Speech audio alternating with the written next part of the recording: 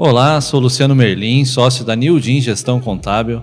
Estamos inaugurando hoje aqui uma forma diferente, comunicar com nossos ouvintes aí da Nildin, das redes sociais, um formato mais tranquilo, mais espontâneo de bate-papo. E hoje, para inaugurar esse momento, essa nova cara aí das nossas redes sociais, nós estamos recebendo aqui o Rafael Goulart. Rafael é gerente técnico de operações da Target Client e aceitou aí o convite para vir aqui hoje bater um papo com a gente sobre a importância de utilização de sistemas, a importância da utilização de informações que estão dentro dos sistemas, como que isso pode ajudar o empreendedor, ajudar o empresário a gerenciar suas operações. A ideia desses bate-papos é a gente sempre levar conteúdo de importância para o gerenciamento dos negócios dos clientes, gerenciamento das empresas, porque atualmente a gente sabe que o que muda, o que mantém uma empresa ativa, o que mantém uma empresa sólida no mercado é um bom gerenciamento. E para isso a gente tem que estar sempre aliado a um bom sistema, uma boa ferramenta e muito bem alimentada, né, para poder trazer para a gente as informações, para poder trazer análise. Rafael, muito obrigado pela aceitar esse convite. A gente agradece, Luciano, feliz por ser o primeiro convidado desse formato. E a gente tentar passar um pouco da nossa experiência, né?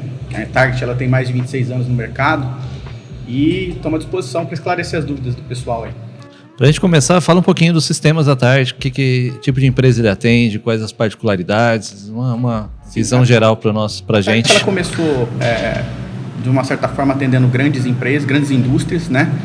E migrou naturalmente, por a nossa região não ser uma região muito industrializada, para o segmento do varejo, né? Então, hoje, basicamente, a gente atende todo tipo de comércio, todo tipo de varejo.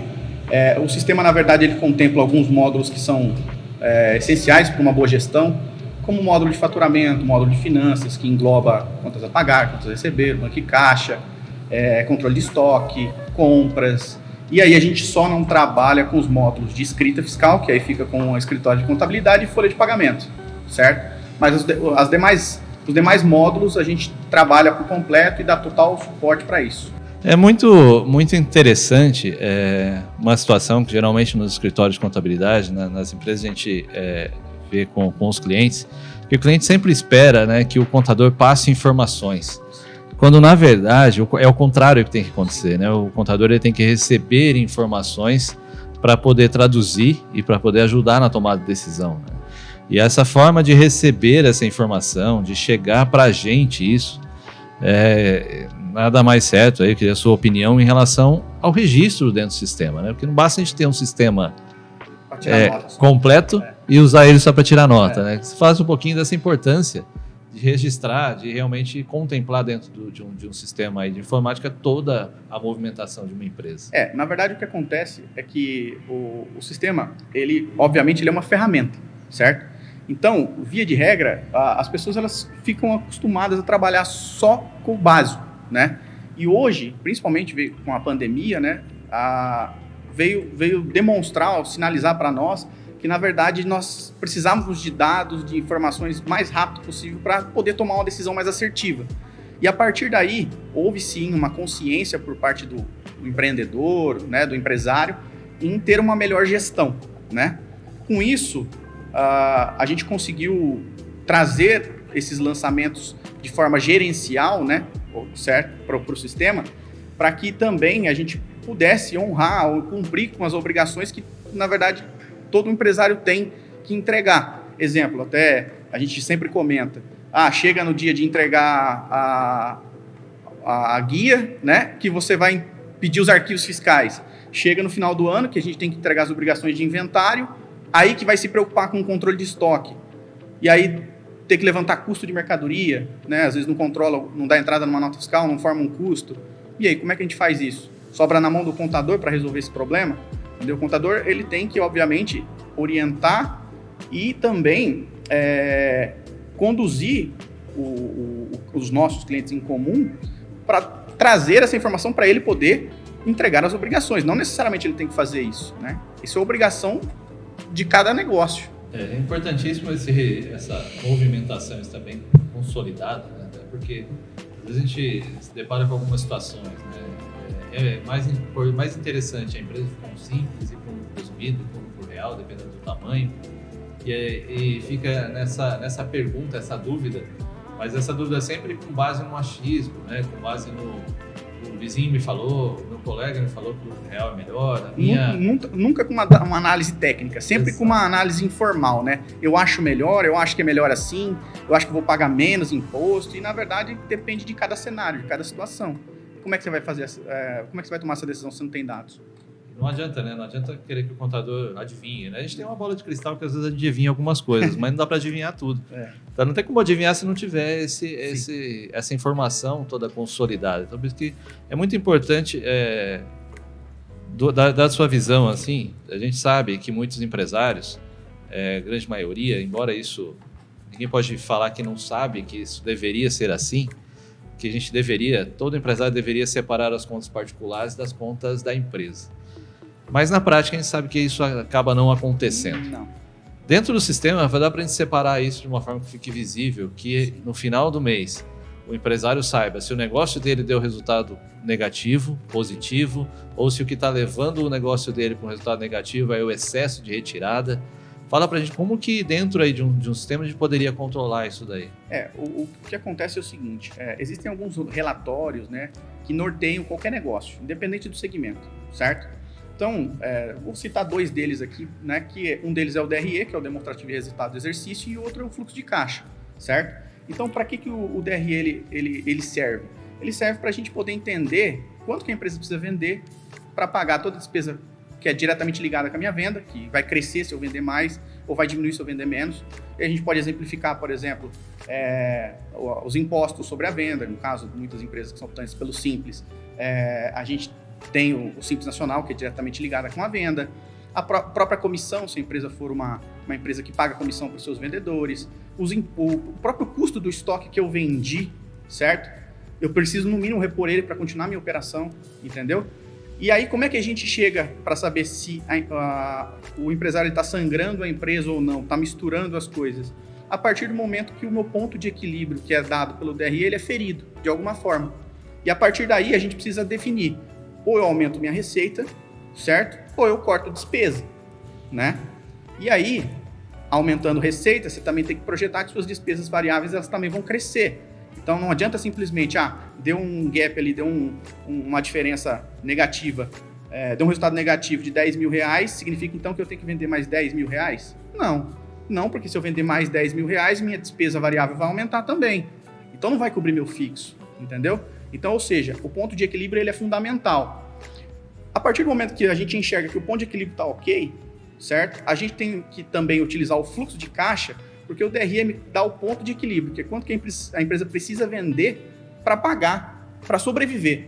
Isso não significa que ela vai receber esse valor, entendeu?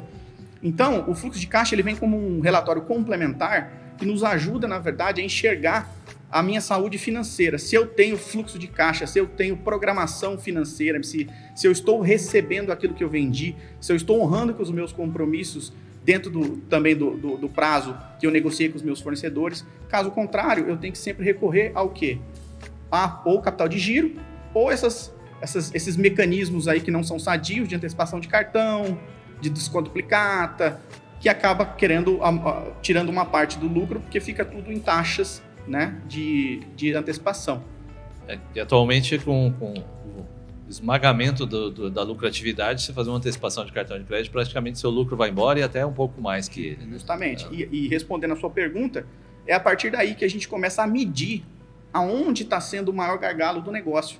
Só que para isso acontecer, Luciano, não adianta você chegar assim, fazer uma reunião com a empresa de software, de sistema, e o contador falar assim, não estou tendo resultado, me diz o que está errado. A gente não vai adivinhar, a gente precisa de números. Então a gente tem dois tipos de reuniões. As reuniões no qual a gente discute possibilidades e depois tem que levantar a informação, e reuniões que a gente leva dados e a partir dos dados tomamos decisões. Qual que é o caminho mais assertivo? Fazer primeiro, já ter os dados e aí sim partir para algo efetivo para resolver? Ou, eu tenho que ver, eu tenho que levantar, eu tenho que ver. Não vai sair do lugar, porque a pessoa que já não fez até agora, se ela não for muito disciplinada, ela não vai fazer do mesmo jeito, entendeu? E aí a gente tem que dar uma direção sem saber como, né? Eu acho bacana, você usou uma palavra bacana, né? Disciplina. A disciplina é uma situação que acho que faz parte da cultura do brasileiro. Nós não somos disciplinados a registrar aquilo que a gente faz, Sim. Principalmente relacionado a finanças.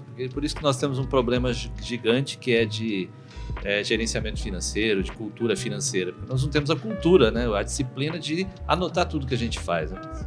E acho que é isso que é interessante, a gente ter isso em mente, que também essas reuniões, esse resultado, eu costumo dizer que eles não são de um dia para o outro, né? Você tem que ter isso que você falou, essa disciplina de se fazer, de se seguir o processo do jeito certo e as reuniões, né? Acho que é muito interessante reunião de avaliação, não é, Rafael? Você pegar, depois de um processo, regularização dos dados dentro do sistema, depois de um processo de validação desses dados, né, de conciliação, você precisa também conciliar os dados. Sim, né? sim. Não adianta você colocar lá um saldo bancário que não bate. Né? Sim. Então você tem que conferir o sistema, tem que bater com o saldo que está no banco. Tem que refletir sua realidade. Tem que refletir exatamente sua realidade e, depois disso, fazer reuniões pontuais, que é isso que você falou. Acho interessante, fazer reuniões pontuais de avaliação do negócio, Sim. que é outra coisa que não faz parte da nossa cultura. Né? A gente geralmente faz planejamento, ou nem faz o planejamento, faz um plano, segue fazendo, ou segue realizando e não para avaliar se deu resultado positivo, onde errou, onde acertou. Isso que é interessante que você estava falando aí dos relatórios, né, do DRE e do fluxo de caixa. Na verdade, o que acontece muito em qualquer negócio, que geralmente, não sei se acontece com você, mas com a gente acontece bastante, que assim, a operação ela não tem disciplina para se alimentar e se lançar, mas o resultado sempre precisa ser imediato, né? Então, ou seja, eu preciso tomar uma decisão, preciso para agora. Tá, mas espera aí, como é que a gente vai ter essa informação? Não, mas tem que lançar, não tem outra forma. Precisa entregar as obrigações fiscais. Mas tem que gerar a partir do sistema. Mas o meu sistema não dá. Não dá porque você não lança? Porque a gente não alimenta. Então, não tem milagre, entendeu? É aquilo que você falou. A gente precisa ter a ferramenta adequada, as orientações adequadas, mas também ter o empenho, a dedicação, a disciplina de fazer aquilo acontecer. Quem coloca os dados, quem lança as informações, não é a gente, né? É o próprio cliente. E, na verdade, sabe o que é o que me chama mais a atenção? O cliente, ele paga por isso. Ele tem direito por isso. Basta ele ter a disciplina de pegar e executar e fazer. E, às vezes, até mesmo delegar, né? Para alguém fazer. E aí, com isso, a gente, obviamente, tem resultados muito mais eficientes. Tanto para se tomar uma decisão, principalmente por isso que eu comecei falando da pandemia. Quando veio a pandemia, né? Todo mundo queria enxugar despesa. O que eu posso cortar, o que eu não posso cortar. Como é que a gente vai sobreviver? Tá, e aí? Como é que faz? Você precisa tomar uma decisão rápida. Cadê a informação? Aí que você vai se preocupar com a informação? Aí já é tarde, entendeu? Aí vem aquele modismo, né? Vou cortar alguma despesa, sai cortando um cafezinho, copo descartável. Sem saber quanto é que isso coisas representa que lá na ponta no total. não vai significar nada, entendeu? Dá mais trabalho do que resultado final. Se preocupa com coisas tão pequenas que, na verdade, não concentra os esforços no que realmente vai surtir um efeito e vai resolver o problema. Interessante. Eu percebi uma movimentação dos softwares de trazer, principalmente, essa questão da demonstração de resultado para dentro dos softwares de ponta ali, para dentro da área, da parte gerencial ali do sistema em si. O que antes ficava delegado ou delargado para a contabilidade, né? E que a gente nunca conseguia fazer realmente porque a informação, como eu disse no começo, a informação não chega para a contabilidade. Então, se ela não chega, como volta? Né? E é a principal ferramenta. Acho que é muito interessante a gente destacar um pouquinho dessa diferença, né? Da diferença da demonstração de resultado e do fluxo de caixa. Sim. Que a demonstração de resultado é a principal ferramenta que demonstra se você realmente está tendo lucro. Ela indica se você está no caminho certo, entendeu? Exato. E o fluxo de caixa indica se você está tendo o resultado certo, né? Acho que até um exemplo bacana para diferenciar as duas coisas é que você compra uma mercadoria e vende, não necessariamente no mesmo período que você pagou. Justamente. Então você pode comprar hoje, pagar hoje e vender daqui a 2 meses. Né? Ou comprar hoje, vender hoje e pagar daqui a 2 meses.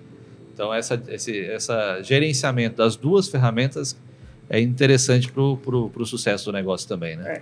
Foi bom até você falar, Luciano, porque assim, muita gente confunde, é até bom esclarecer o que é custo de compra com custo de estoque vendido, custo de mercadoria vendida. Isso é muito importante para qualquer tipo de análise, porque, por exemplo, vamos supor um segmento de confecção, certo? E principalmente essas que trabalham com coleção, para simplificar a explicação. Ela nunca compra o estoque para vender no mês, ela compra para vender na coleção, né? Ao longo da coleção. Então, naturalmente, ela tem uma desova de capital financeiro, né? No começo da coleção. Só que esse estoque ele fica para ser diluído ao longo da coleção. Então, chega um certo momento que ela não tem mais a despesa com o fornecedor, mas tem o estoque para vender. O fluxo de caixa te apresenta esse valor que você tem mensalmente de compromisso assumido com o seu fornecedor. O DRE já não. O DRE ele te mostra o quanto você precisa desembolsar de estoque para repor a mesma quantidade, o mesmo valor que você vendeu. Porque senão, se você só vende, daqui a pouco chega um momento que você não tem mais estoque. Então, o DRE ele te fala assim, ó, você tem que me devolver pelo menos o valor do estoque que você vendeu. Senão você não consegue continuar vendendo esse mesmo valor. Você não tem mais estoque, entendeu? E aí é onde a gente consegue calcular ponto de equilíbrio. Por isso que a gente não utiliza o custo de compra no DRE. Muito legal. Rafael, o papo tá tão gostoso que acabou o nosso tempo já. Foi rápido mesmo.